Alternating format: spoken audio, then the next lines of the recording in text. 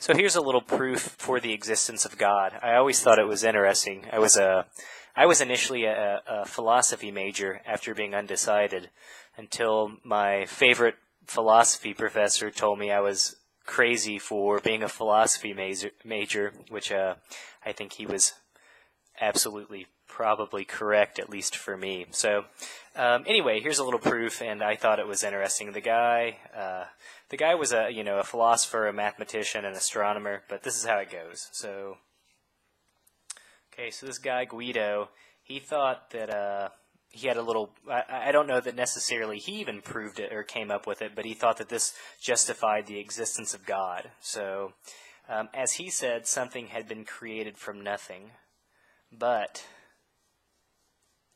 I think he was a bit incorrect in his approach.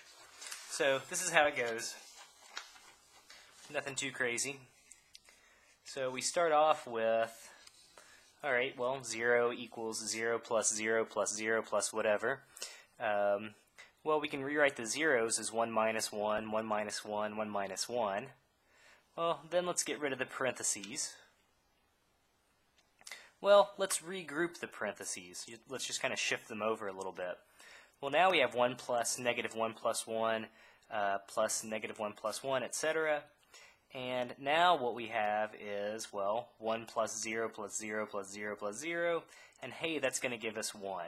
So, well, probably figured out the gist by now. What he has shown is, ta-da, 0 equals 1. So, again, he's shown that 0 equals 1. So, if only life were so easy. So, maybe you can figure out where the problem is. But again, I just think it's kind of interesting.